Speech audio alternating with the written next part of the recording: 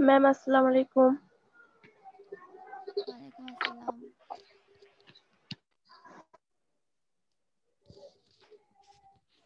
আসসালামু আলাইকুম ম্যাম। ওয়ালাইকুম আসসালাম।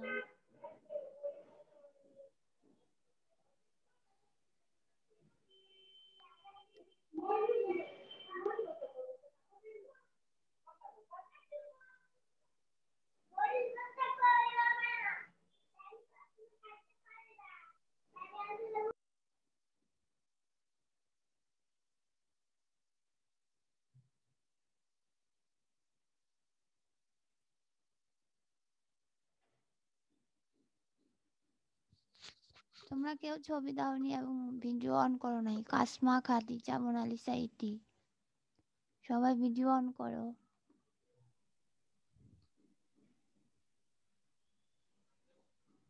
প্রত্যেকে ভিডিও অন করবা।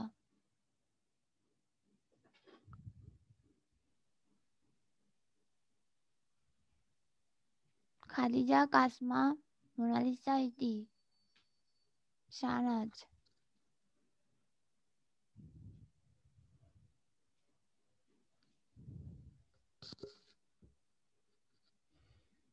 কথা কানে যায় না, কি বলি কোনো আসসালামু আলাইকুম রেসপন্স ম্যাডাম। নাই। ওয়ালাইকুম আসসালাম। তোমরা ভিডিও অন করো। ঠিক আছে মোনালিসা, খাদিজা, কাসমা, ইতি তোমরা ভিডিও অন করো।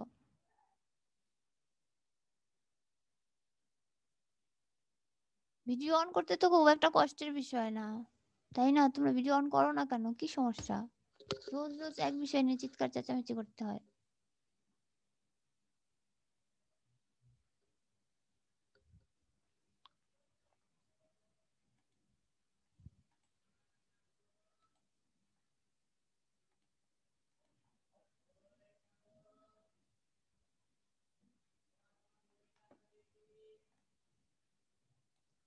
আমি স্ক্রিন শেয়ার করেছি, তোমরা দেখতে পাচ্ছ?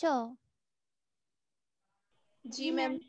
এই হচ্ছে আমাদের প্রথম পত্রের 10ম অধ্যায় এবং এটার মাধ্যমে আমাদের বই শেষ হয়ে যাবে। আমরা দ্বিতীয় পত্র শেষ করেছি, আর এই চ্যাপ্টার শেষ করলে আমাদের প্রথম পত্র শেষ হয়ে যাবে। এরপর আমাদের রিভিশন হবে। ঠিক আছে, তাহলে আমি শুরু করে দিই। বাকিরা ঘুম থেকে উঠুক, আল্লাহ জানে এরা কখন ঘুম থেকে উঠবে। এটা একদম শুরুতে, যেহেতু এটার 3টা টপিক মূলত এই অধ্যায়টাতে।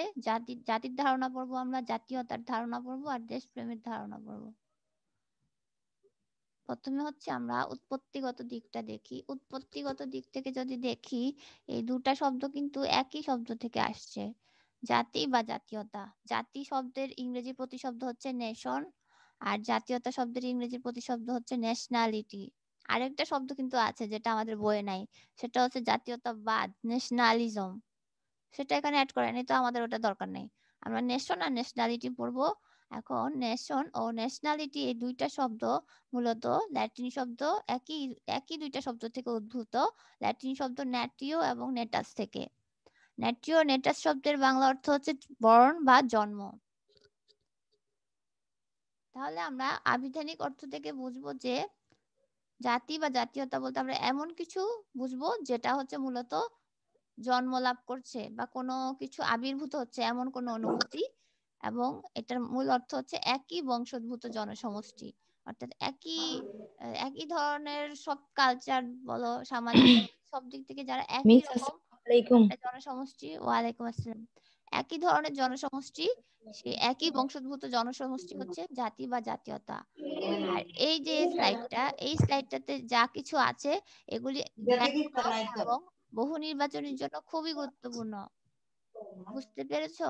বহু নির্বাচনীতে খুবই মানে ফ্রিকোয়েন্টলি আসে যে ন্যাটীয় শব্দের অর্থ কি, বা ন্যাটাস শব্দের অর্থ কি, বা জাতি শব্দের ইংরেজির প্রতিশব্দ কি, অথবা এই শব্দগুলার উৎপত্তিগত অর্থ ব্যাখ্যা করো। মানে এগুলো খুবই আসে বহু নির্বাচনী এবং জ্ঞানমূলকের জন্য। তো সেই জন্য এই অংশটা তোমরা পড়বা। পরের স্লাইডে যাই।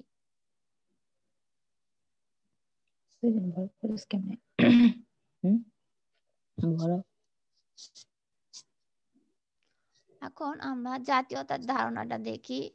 দেখো, আসলে মানুষ তো ভিন্ন ভিন্ন মানুষ। একজন মানুষের সাথে, একটা সমাজের মানুষের সাথে অন্য সমাজের মিল নাই। পাশের ছবিটা দেখলেই বুঝবা। একটা এলাকার মানুষ এক এক রকম, তা আমরা তাদের পোশাক, চলাফেরা, কথাবার্তা দিয়ে আমরা আলাদা করতে পারি। একজন ব্রিটিশ, একজন চাইনিজ, একজন রুশ, কারোর সাথে কিন্তু কারো মিল নাই। কিন্তু এই যে আলাদা আলাদা জাতিগোষ্ঠী তৈরি হয়েছে, কেন তৈরি হয়েছে? কারণ তারা একটা আলাদা আলাদা ভূখণ্ডে আছে। শুধু যে ভূখণ্ডে আছে বলে তাদের মধ্যে এটা তৈরি হয়েছে তা না। ওই ভূখণ্ডে কতগুলো মানুষ একত্রিত হবার পর তাদের মধ্যে একটা মানসিক সচেতনতা তৈরি হয়েছে, মানসিক চেতনা। হ্যাঁ, মানসিক চেতনা এমন একটা চেতনা যে তারা মনে করতে শুরু করলো, ধরো একটা ভূখণ্ড, সেই ভূখণ্ডে কতগুলো মানুষ একত্রে আছে, তাদের মধ্যে এমন মানসিক চেতনা তৈরি হলো যে তারা মনে করতে থাকলো তারা আর অন্য সবার থেকে আলাদা। তারা নিজেদেরকে অন্য সবার থেকে পৃথক মনে করতে থাকলো এবং তাদের মধ্যে এক ধরনের ঐক্যের অনুভূতি তৈরি হলো, ঐক্যের অনুভূতি, ঐক্যানুভূতি তৈরি হলো। তখন সেই অনুভূতিটাকে আমরা বলি হচ্ছে জাতীয়তা। ঠিক আছে, তাহলে আমরা এমন কোন অনুভূতিকে জাতীয়তা বলি যেটা হচ্ছে মানুষকে একটা একটা জনগোষ্ঠীকে অন্য জনগোষ্ঠী থেকে পৃথক ভাবতে শেখায় এবং নিজেদেরকে অন্যদের থেকে আলাদা ভাবে এবং তারা নিজেরা একত্রিত হয়ে নিজেদের মধ্যে একটা ঐক্যের অনুভূতি সৃষ্টি করে, সেটা হচ্ছে জাতীয়তা। এখন দেখি আমি কি লিখছি, বই থেকেই লিখছি। কোন সমাজের মধ্যে যখন রাজনৈতিক চেতনার সঞ্চার হয় তখন তাকে জাতীয়তা বলে। আমরা যে অনুভূতিটা পেলাম, এই যে ঐক্যের অনুভূতি, এই অনুভূতিটা অবশ্যই একটা রাজনৈতিক অনুভূতি। তো জাতীয়তাকে বলা হয় রাজনৈতিক চেতনা সম্পন্ন জনসমাজ, এ পলিটিক্যালি কনসিয়াস পিপল। রাজনৈতিকভাবে তারা সচেতন হয়ে গিয়েছে যে তাদেরকে আর অন্যদের থেকে আলাদা থাকতে হবে। তারা অন্যদের থেকে আলাদা, তো তাদের সবাইকে অন্যদের থেকে আলাদা থাকতে হবে। অর্থাৎ একই ভাষা, সাহিত্য, সংস্কৃতি, ধর্ম, বংশ, ইতিহাস, ঐতিহ্য, ভৌগোলিক সান্নিধ্যতার সূত্রে আবদ্ধ জনসমষ্টি যখন নিজেদেরকে অন্যদের থেকে আলাদা মনে করবে তখন তাকে আমরা জাতীয়তা বলবো। এটা এমন একটি চেতনা যা এক সমাজকে অন্য জনসমাজ থেকে পৃথক করে। আমরা কয়েকটা প্রামাণ্য সংজ্ঞা দেখি।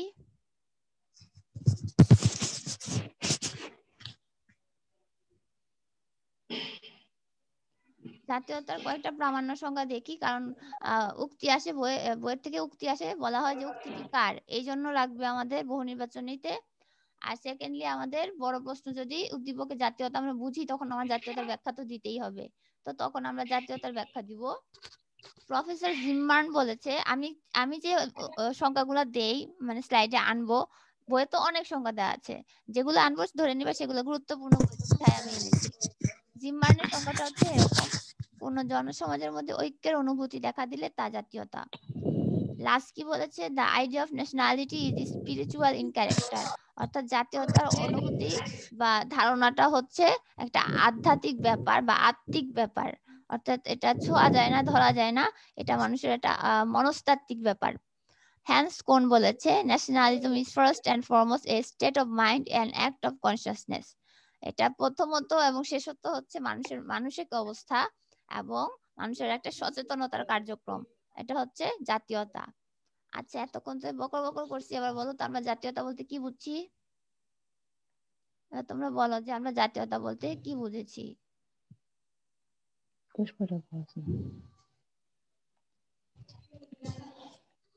তাহসিন, তাহসিন আনমিউট করো। জি ম্যাম। বলো জাতীয়তা বলতে আমরা কি বুঝছি। ম্যাম সংজ্ঞা থেকে বলবো নাকি হচ্ছে নিজে থেকে বলবো? তুমি নিজের ধারণা বলবা, বই দেখে বলবা না, নিজে কি বুঝছো তাই বলবা। ম্যাম বুঝছি কিন্তু ম্যাম বলতে পারতেছি না। চিন্তা করো, আমি তো পানিশমেন্ট দিচ্ছি না, ঠান্ডা মাথায় চিন্তা করো। এতক্ষণ যা বললাম কিন্তু খুবই সহজ কিছু কথা বলছি। ম্যাম জাতীয়তা বলতে হচ্ছে ম্যাম রাষ্ট্রের মধ্যে যেই স্বাধীন চেতনা ওইগুলাকে। আচ্ছা, রাষ্ট্রের মধ্যে স্বাধীন চেতনা, এখানে একটা ভুল আছে। সেটা ভুলটা হচ্ছে রাষ্ট্র তুমি বলবা না, কারণ জাতীয়তা আগে আসে, রাষ্ট্র পরে হয়। যখন মানুষ জাতীয়তার অনুভূতি সম্পন্ন হয়, তারা একসাথে থাকার জন্য তখন তারা লড়াই করে, তারপর তারা একটা স্বাধীন রাষ্ট্রের জন্ম দেয়। এটা পরের ঘটনা, আগেই রাষ্ট্র হয় না। আগে রাষ্ট্র হলে অনুভূতির কি দরকার, ঠিক না? আবার বলো এবার, রাষ্ট্রবাদ দিয়ে বলো। তাহলে ম্যাম জাতীয়তা হচ্ছে স্বাধীন চেতনা সম্পন্ন মনোভাব। হ্যাঁ, স্বাধীন চেতনা সম্পন্ন মনোভাব। আরেকটু ব্যাখ্যা করো। যেখানে ম্যাম মানে হচ্ছে ধর্ম রয়েছে, তারপর ম্যাম বিভিন্ন সামাজিক রাজনৈতিক কারণও থাকে ওইখানে। কারণগুলো তো আছে, সে তো বুঝতেই পারছি। প্রশ্ন হচ্ছে এই যে কারণগুলো আছে এগুলা তাদের মধ্যে একটা ইউনিটি ম্যাম বলো। ম্যাম আয়েশা ঢুকতে পারতেছে না ক্লাসে। দাঁড়াও দিচ্ছি। আয়েশাকে আগে অ্যাড করছিলাম, ও মনে হয় বের হয়ে গিয়েছিল। আচ্ছা শাহনাজ, তাসিন, তোমরা ছবি দাওনি কেন? তারপর আচ্ছা এইটুক তো করাই যায় না যে ভিডিও অন করতে পারতেছি, অন্তত আমার একটা ফটো থাক, অন্তত ম্যাডাম আমাকে দেখলে চিনতে তো পারবে। তাহসিনকে, তাহসিনের চেহারা আমি ভুলে গেছি। ম্যাম এমনিতে ছবি সেট প্রোফাইলে করে ঠিক পারি তোমরা না। পারো না, তাই ভাই বা বড় বোন থাকতে শিখে নাও। ম্যাম আমি তো বড়। বড় ভাই বোন নাই। তোমার তাহলে ছোট কেউ থাকলে ছোট জন শিখাই দিবে। আমার যে ছোট পুচকা ভাগ্নে আছে ও আমার থেকে বেশি টেকনোলজি পারে। আহারে তাই নাকি মিস? হ্যাঁ, আজকালকার আধুনিক বাচ্চাগুলোরে তুমি চিনো, ওরা কি না পারে। একবার হ্যাঁ পাসওয়ার্ড ঠিকই বলছেন, আমরা জানা পারি পারে। তারাই তা পারে।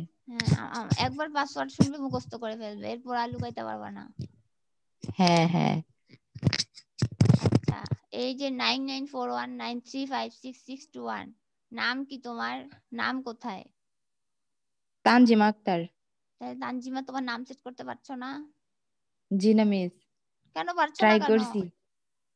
করছি হয় আরো যায় ট্রাই না করতে তো মিস। থাকো যতক্ষণ লেখার পর হ্যাঁ মিস লেখার পর কি সেন্ড হতে দিব নাকি সেন্ড? হ্যাঁ তোমার বান্ধবীদের জিজ্ঞেস করো। রিনেমে পার্টিসিপেট, ফার্স্টে পার্টিসিপেটে যাও। রিনেমে পার্টিসিপেট ওইখানে নিচে লেখা দেখো, পার্টিসিপেট লেখা আছে, পার্টিসিপেন্টস। প্রত্যাশা আবার একটু বলো তো।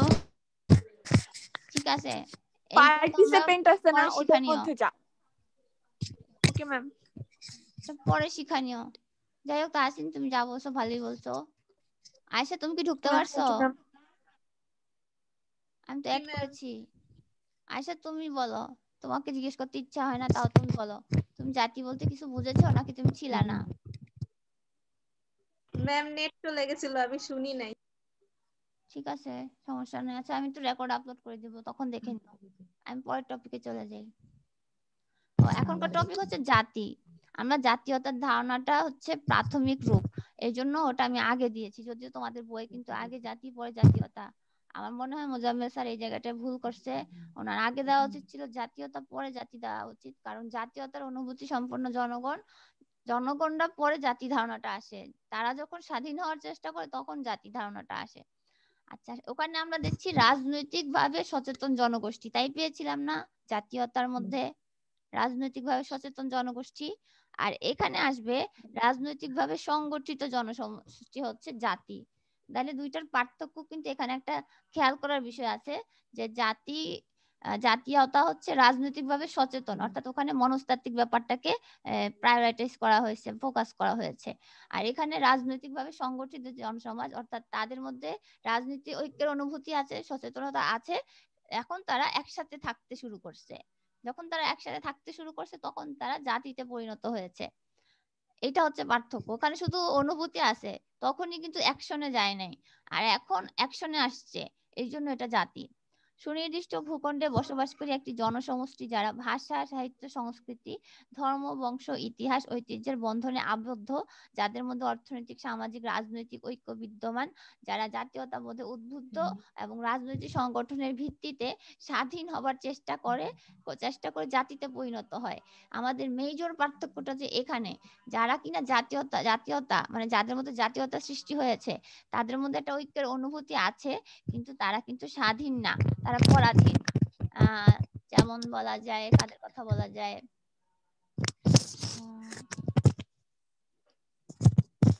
কাশ্মীরের কথাই বলি, কাশ্মীর কিন্তু স্বাধীন না, তাদের ঐক্যের অনুভূতি আছে, তাদের সবকিছু আলাদা আছে, কিন্তু তাদেরকে তাদের যে স্বাধীনতা অর্জন করার কথা, তার স্বাধীনতা তো অর্জন করতে পারে নাই।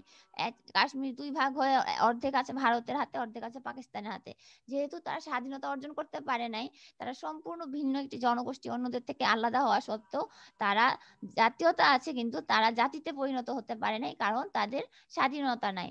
এরকম আরো বেশ কিছু উদাহরণ আমরা দিতে পারি। যেমন ধরো আমরা আমাদের বাংলাদেশের কথা মিস বলি। মায়ানমার হইব না? মিয়ানমার তো স্বাধীন রাষ্ট্র। মিয়ানমার তো স্বাধীন রাষ্ট্র, ওদের তো স্বাধীনতা পেয়েছে তারা। আচ্ছা, আমরা আমাদের কথাই বলি, বাংলাদেশের কথাই বলি। লাইক 1952 সালের ঘটনা। আমরা হচ্ছে 47 সালে দেশ বিভাগ হলো, 2 পাকিস্তান হলো। তো 1952 সালে সবচেয়ে প্রথমে আমাদের বোধোদয় হলো যে ওদের ভাষার সাথে আমাদের ভাষা মিল নাই, এবং আমাদের ভাষা প্রায় 54%-এর বেশি মানুষের থাকা সত্ত্বেও ওরা রাষ্ট্রভাষা করতে দিচ্ছে না। তারা মাত্র 3%-এর ভাষা উর্দুকে তাদের রাষ্ট্রভাষা করতে চাচ্ছে। এই অনুভূতিটা আমাদের মধ্যে গ্রো করলো যে পশ্চিম পাকিস্তানিরা আর পূর্ব পাকিস্তানের জনগণের মধ্যে মিল নাই। কোথায় কোথায় মিল নাই দেখো, এই যে আমরা এখানে শব্দগুলা পাচ্ছি, ভাষাতে মিল নেই, আমাদের ভাষা আলাদা, আমাদের সাহিত্য সংস্কৃতিতে মিল নাই, আমাদের শুধুমাত্র ধর্মে মিল আছে। এছাড়া আমাদের বংশ, ইতিহাস, ঐতিহ্যের বন্ধন, এগুলো তেমন খুবই অতি সামান্য মাত্রায় মিল আছে। তো অনেকগুলা অসাদৃশ্য বা বৈসাদৃশ্য রয়েছে জন্য আমরা ভাবতে শুরু করলাম যে আমরা যে জনসমষ্টি, পশ্চিম পাকিস্তানের জনসমষ্টি থেকে পৃথক বা আলাদা, সুতরাং আমাদেরকে আলাদা হতে হবে। এবং আমাদের যে আলাদা হওয়ার চেতনা জাগ্রত হলো, আমাদের মধ্যে একটা ঐক্যের অনুভূতি হলো যে আমরা একটা মানুষ, আমরা একটা জনসমষ্টি, আমাদের মধ্যে মিল আছে, কিন্তু ওই পশ্চিম পাকিস্তানের সাথে মিল নাই। এই অনুভূতিটা হচ্ছে আমাদের ছিল জাতীয়তা। এরপর 1971 সালে যখন যুদ্ধ করলাম, অর্থাৎ আমরা স্বাধীনতা অর্জন করলাম, তখন আমরা হয়ে গেলাম জাতি। না, এবার বুঝছো? জি মিস। খুবই সহজ। জাস্ট আগেরটা হচ্ছে জি। ঐক্যের অনুভূতি, কিন্তু রাজনৈতিক সংগঠন নাই। রাজনৈতিক সংগঠন বলতে এখানে রাষ্ট্রকে বোঝানো হচ্ছে, রাষ্ট্র নাই। ওই যে তাসিন প্রথম যে ভুলটা করেছে, প্রথমে বললো যে রাষ্ট্র, প্রথমে রাষ্ট্র নাই, জাতীয়তার মধ্যে কোনো রাষ্ট্র নাই, এই জন্য ওটা জাতীয়তা।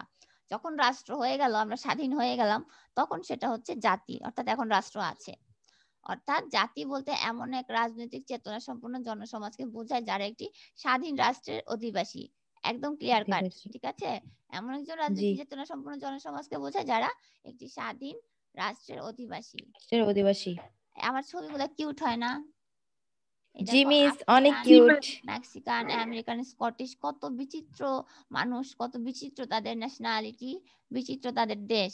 হ্যাঁ, পরের স্লাইডে চলে যাই। এখন আমরা কিছু প্রামাণ্য সংজ্ঞা দেখব, যেগুলা জ্ঞানমূলকে আসে, অনুধাবনে আসে, এবং আমরা যদি প্রয়োগ বা উচ্চতর দক্ষতায় ভালো নম্বর অর্জন করতে চাই, সেক্ষেত্রে আমাদের কিছু প্রামাণ্য সংজ্ঞা দিলে ভালো হয়।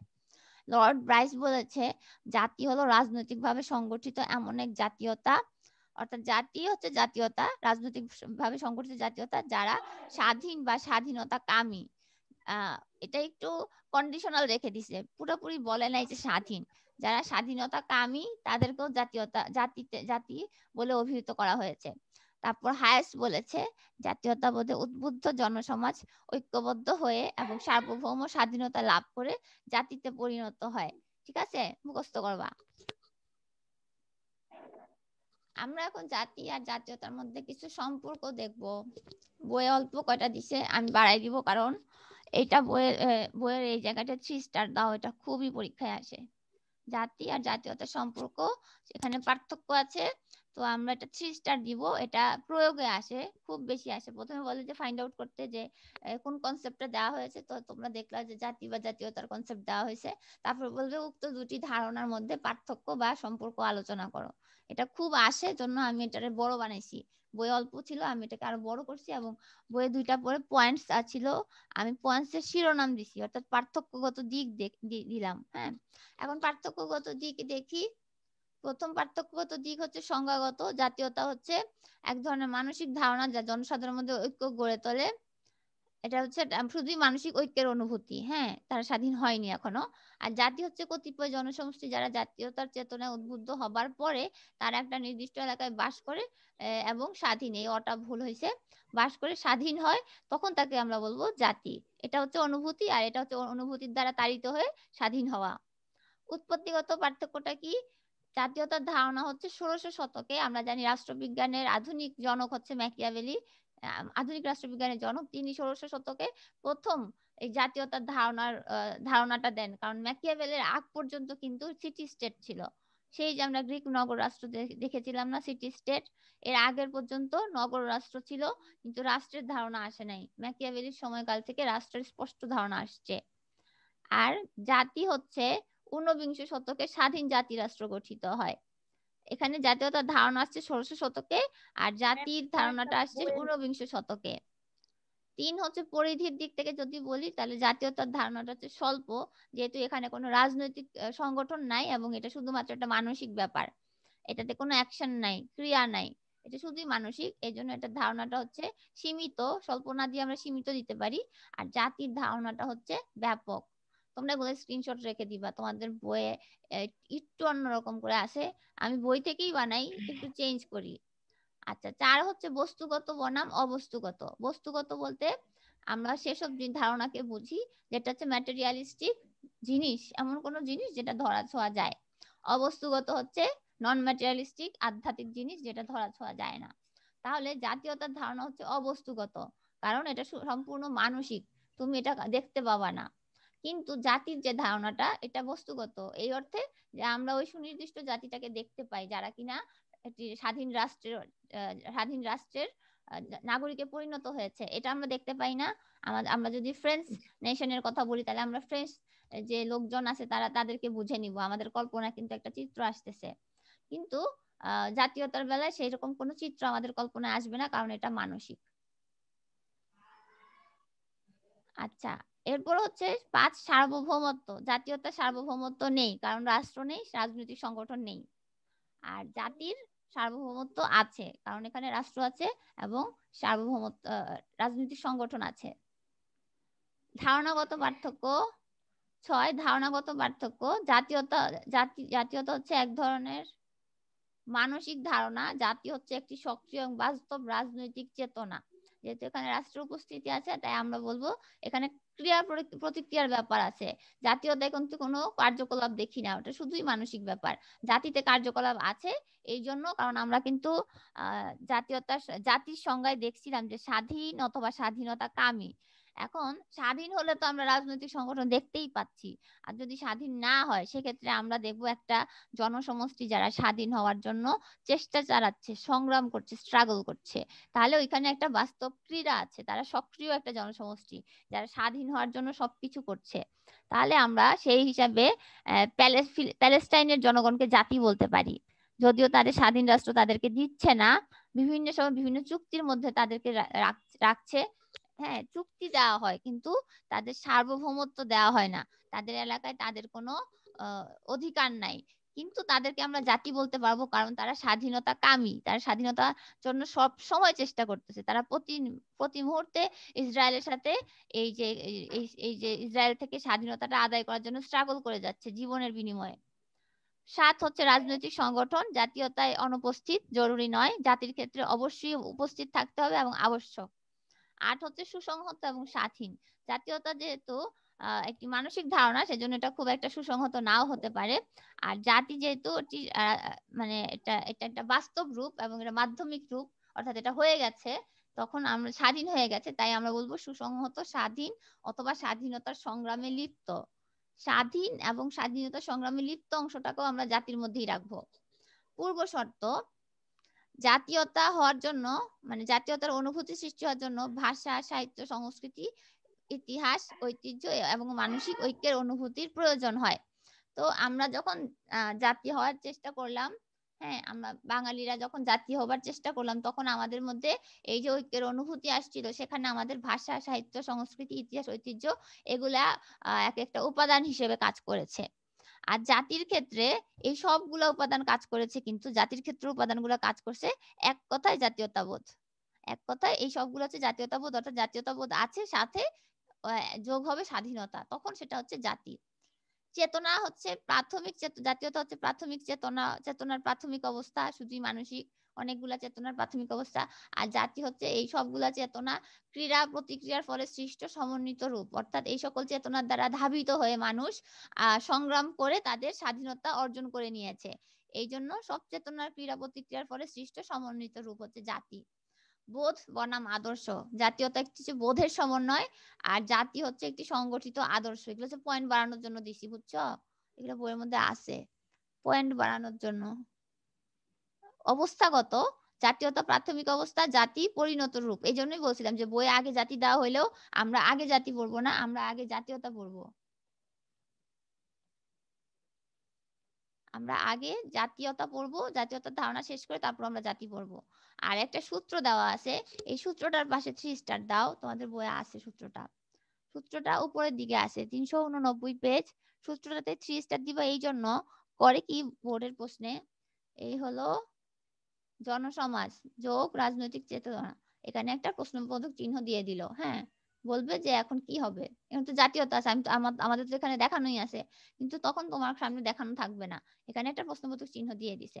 তারপর বলবে যে উদ্দীপকে উল্লিখিত প্রশ্ন চিহ্নিত স্থানে কি বসবে, তুমি তারপর বলবা জাতীয়তা, তারপর তুমি জাতীয়তার ধারণা দিবা।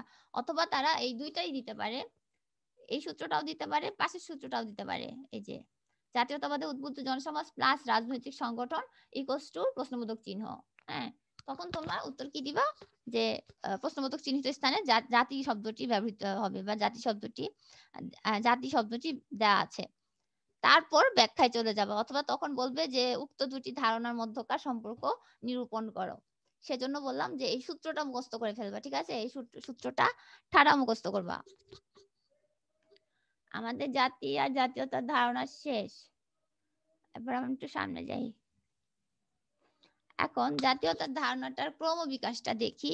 এখান থেকে কোনো প্রশ্ন আসে না, এখান থেকে শুধু বহু নির্বাচনী। হ্যাঁ, বহু নির্বাচনের জন্য তো পুরো বই, বহু নির্বাচনের জন্য আমি কখনো কোনো সাজেশন দেই না। ধারণাটা কিভাবে আসছে দেখো, আদিম মানুষজন যখন বন জঙ্গলে ছিল, একাকী ছিল তারা, আমরা বলবো একাকী তখন ছিল তারা কেউ? এই রেসপন্স করো, বলো একা ছিল কিনা, একা ছিল না? নো ম্যাম, না, একা ছিল জি না। না মিস, একা ছিল না। একা ছিল না, অর্থাৎ তখন থেকেই তাদের মধ্যে একটা ঐক্যের অনুভূতি ছিল যে তারা একসাথে থাকলে তারা ভালো থাকবে, তাদের যে কোনো ধরনের আক্রমণ হলে তারা সেই আক্রমণ একসাথে ফেস করতে পারবে। অর্থাৎ এই যে ঐক্যের অনুভূতিটা তখন থেকেই মানুষের মধ্যে সৃষ্টি হয়েছে। আদিম উপজাতীয় জীবনে সূক্ষ্ম জাতীয়তাবাদের চেতনা তখন এটা খুবই সূক্ষ্ম পর্যায়ে ছিল।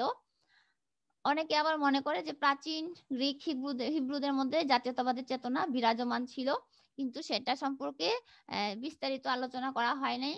পঞ্চদশ এবং ষোড়শ শতকে ম্যাকিয়াভেলির জাতীয় রাষ্ট্রের যে ধারণা, সেখান থেকে আমরা মূলত জাতীয়তার ধারণাটা পাই।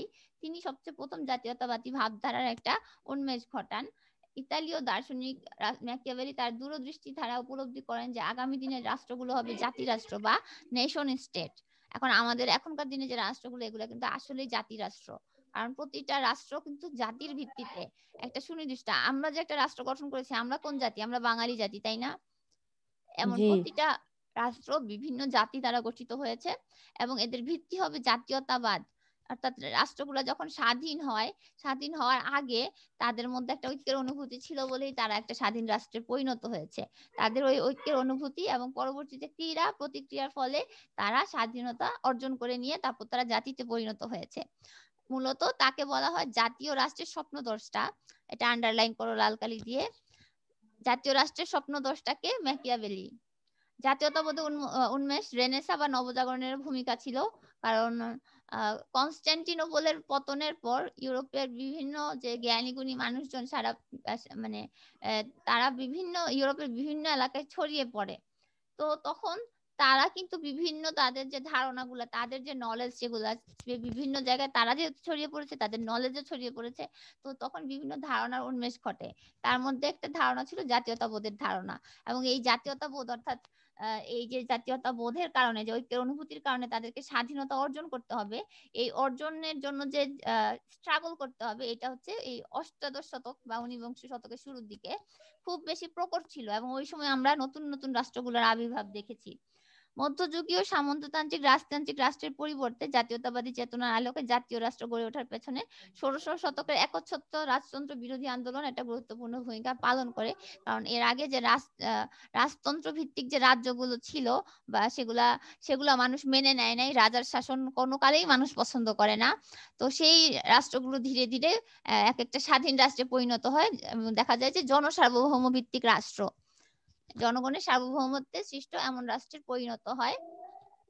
এবং আমরা যদি ব্রিটেনের কথাও বলি, ব্রিটেনেও কিন্তু রাজতন্ত্র বিরোধী আন্দোলন হয়েছিল জন লকের সময়, এবং গ্লোরিয়াস রিভলিউশন হয়েছিল ব্রিটেনে। তো সেখানে রাজতন্ত্র আর এখনো নষ্ট হয় নাই, মানে রাজতন্ত্র অ্যাবলিশড হয়ে যায় নাই, কিন্তু তারা কিন্তু রাজতন্ত্রটাকে চেঞ্জ করে পার্লামেন্টারি ফর্ম অফ গভর্নমেন্ট করে ফেলছে। রাজতন্ত্রও থাকলো, আবার সংসদীয় সরকার ব্যবস্থাও থাকলো। হ্যাঁ, এরকম।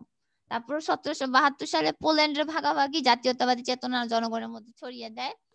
১৭৭৯ সালে ফরাসি বিপ্লবের তারিখটা কিন্তু আসে পরীক্ষায়। ফরাসি বিপ্লব কত সালে আসে এটা দেখো, এটা মনে রাখা খুব সহজ, এটা ট্রিক্স আছে। ১৭৮৯, প্রথমে ১ দিবা, তারপর ৭৮৯। এটা হচ্ছে ফরাসি বিপ্লবের সালটা, এটা আসে খুব। চ্যাপ্টার আছে, মনে রাখার কোনো প্রবলেম নাই। হ্যাঁ, তো তাও ঠিক।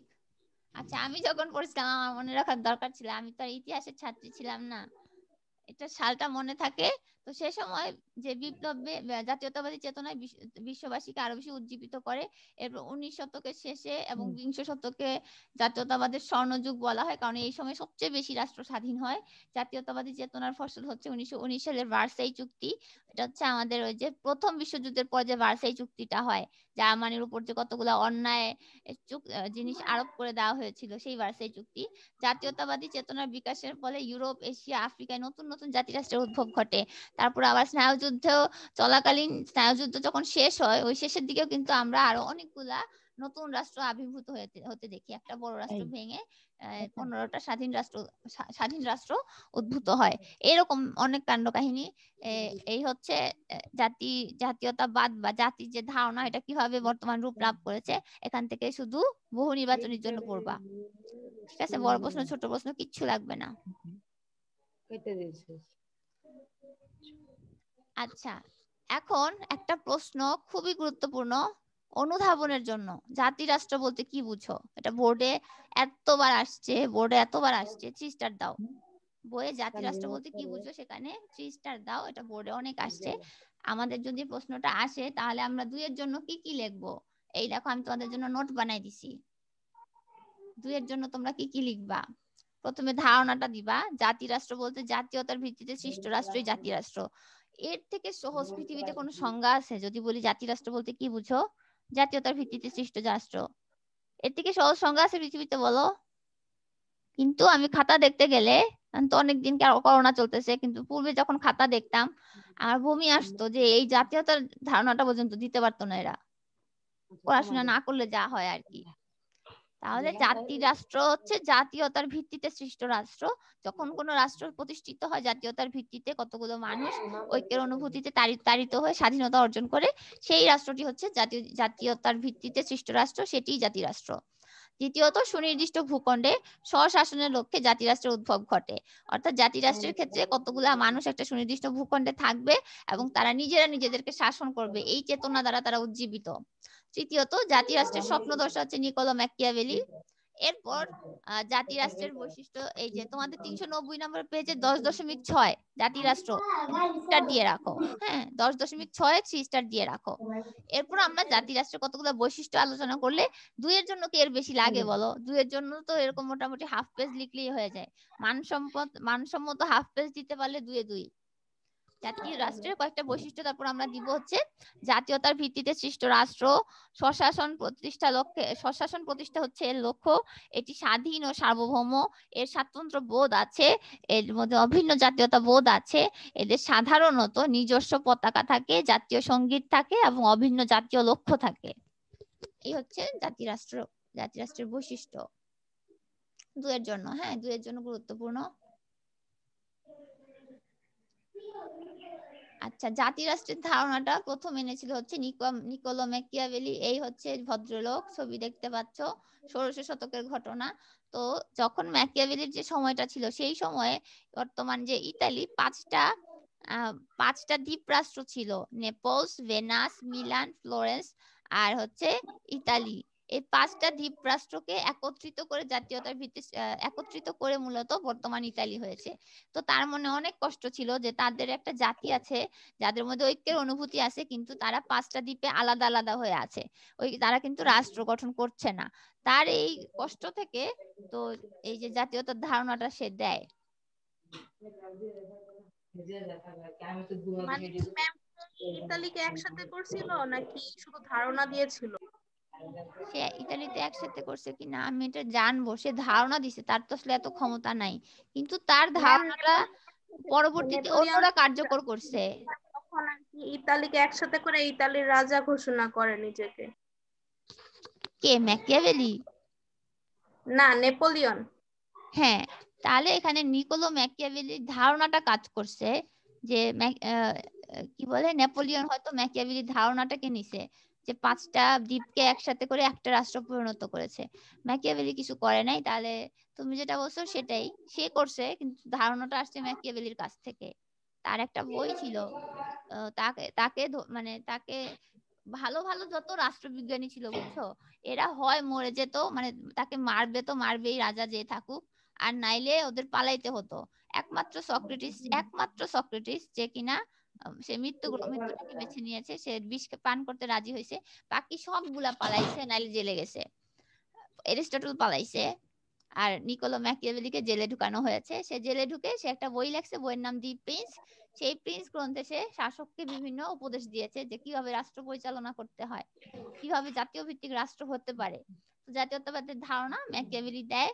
তো এই যে তার মনে পঞ্চবিভক্ত যে ইতালির কষ্টটা, এই কষ্টটা তাহলে তোমার কাছ থেকে আমি জানলাম যে নেপোলিয়ন তাহলে দূর করছে। আমার আমার আমার অনেক সময় প্রশ্ন আসে কিন্তু পরে খুঁজে দেখা হয় না। এটা আজকে আমি দেখবো আসলে এটা ডিটেইলসটা কি ছিল। আচ্ছা, জাতীয়তা, জাতি, জাতি রাষ্ট্র, এটা কেন বানাইছিলাম? আচ্ছা, এটা লাগবে না। এটা হচ্ছে অত্যন্ত গুরুত্বপূর্ণ একটা অংশ। এটা হচ্ছে প্রয়োগ এবং উচ্চতর দক্ষতার জন্য। পাশে লিখে রাখো 3 স্টার, প্রয়োগ এবং উচ্চতর দক্ষতা। এই অধ্যায় থেকে প্রয়োগ উচ্চতর দক্ষতায় জাস্ট 2 ধরনের প্রশ্ন আসে, হয় জাতীয়তার উপাদান চাইবে অথবা জাতি জাতীয়তার পার্থক্য চাইবে, এর বাইরে কিছু না। শুধু এই 2টা জিনিস লাগে, যার জন্য এই 2টা জিনিস আমরা পার্থক্য তো পড়েই ফেলেছি। তো উপাদানটা হচ্ছে 3 স্টার। আর উপাদান আজকে না শুরু করি, আজকে আর সময় নেই, 2 মিনিট আছে। ঠিক আছে, আমরা তাহলে নেক্সট ক্লাসে উপাদান পড়ব। নেক্সট ক্লাসে চ্যাপ্টার শেষ হয়ে যাবে আশা করি ইনশাআল্লাহ। তখন আমি তোমাদেরকে জিজ্ঞেস করব যে তোমাদের সিভিক্সে কোন কোন চ্যাপ্টারে গন্ডগোল আছে। ওগুলো আমরা নতুন করে, ওই যে আমি সরকার কাঠামো অনেক কষ্ট করে পুরো 40 মিনিটের জুম ক্লাস নেওয়া খুব সোজা, 40 মিনিটের রেকর্ড ক্লাস যে কি জিনিস। এত বড় একটা ক্লাস, আমার সবচেয়ে প্রথম ক্লাস, ওইটা আমি অন্তত 5 বার রেকর্ড করছি, তাও আমার মনোপুত হচ্ছিল না। এরপর আপলোড করার পর তোমরা বলছিলে ওটা নাকি সাউন্ড শোনা যায় না। আচ্ছা, তোমরা কি আসলে কেউই শুনতে পাও না ওটা শব্দগুলা? ওটা অন্য একটা সফটওয়্যারে আমি করছিলাম। না ম্যাম, ওইটা শুনতে পারি নাই, ওইটা নিয়ে এখনো তো আমি ওইটা কনফিউশন। না, আমি হেডফোন দিয়ে শুনলে আর জোরে মানে একদম ফুল ভলিউম দিলে তখন আমি শুনতে পাই, কিন্তু তোমরা যে কেন শুনতে পাইলে না। ঠিক আছে, আমি ভাবছি যে না হয় সরকার কাঠামোটা আবার পড়াবো, ওখানে 2টা ক্লাস মনে হয় এরকম হয়েছে। ওই পুরাতন সফটওয়্যার দিয়ে করছি, তখন তো আর আমরা এত আধুনিক ছিলাম না, তাই না? আমরা তখন সবে শিখতে শুরু করছি। আচ্ছা, জি মিস। তাহলে যা পড়ানো হলো এগুলা বাসায় পড়বা। তোমাদের পড়া দিলে কোনো লাভ নাই, তোমরাই জানো তোমরা কি করো, আল্লাহই জানে। হিন্দি সিরিয়াল দেখো না কি করো, বাসায় পড়বা। আর তোমাদের সামনে পরীক্ষা আছে, হয়তো বা খুব সামনে তোমাদের পরীক্ষা হতে পারে জানুয়ারিতে, এই জন্য পড়তে থাকো। আবার লাড্ডু টাড্ডু খেও না। মিস এটা কি কলেজে নিয়ে হবে? কলেজে যেতে হবে না, কিন্তু অন্য কোনো প্রক্রিয়ায় তোমাদের পরীক্ষা নেওয়া হবে। মানে এই ম্যাম, যে ফোনের যদি মাধ্যমে নাকি? তাহলে টেস্ট পরীক্ষার অবস্থা খারাপ হয়ে যাবে। টেস্ট পরীক্ষাটা মিস এপ্রিল পরীক্ষাটা নেওয়া হবে। হ্যাঁ মিস এটা কি ফোনের মাধ্যমে নেওয়া হবে? ফোনে পরীক্ষা নেওয়া যায়? কি বলে না বলে, ফোনের পরীক্ষা কেন নেওয়া মিস হবে? এই যে অনলাইনে যেভাবে দিছি এভাবেই তো। সেটা এখন বলবো না আমি, সেটা যেহেতু ফাইনালাইজ হয় না এই জন্য আমি তোমাদেরকে বলছি না। তবে তোমাদের একটা পরীক্ষা হবে যেহেতু পুরো বইয়ের উপর, সেজন্য তোমরা প্রস্তুতি নিতে শুরু করো। পরে হাতের কাছে পরীক্ষা চলে আসলে তখন তো তোমরা মানে তখন তোমরা হাবুডুবু খাবা, যেহেতু তোমরা কিছুই পড়ো না এত বছর। সেই জন্য তোমরা প্রিপারেশন নিতে থাকো। জানুয়ারিতে একটা পরীক্ষা হওয়ার খুব সম্ভাবনা আছে। এগুলা সম্পর্কে পরে তোমাদেরকে ডিটেইলস জানানো হবে, তোমাদেরকে নোটিশ দেওয়া ওকে হবে, মিস। ঠিক আছে? ওকে, আচ্ছা, ভালো থ্যাংক ইউ থেকো। মিস। আল্লাহ হাফেজ। ওকে, আসসালামু আলাইকুম। ওয়ালাইকুম আসসালাম। আসসালামু আলাইকুম ম্যাম।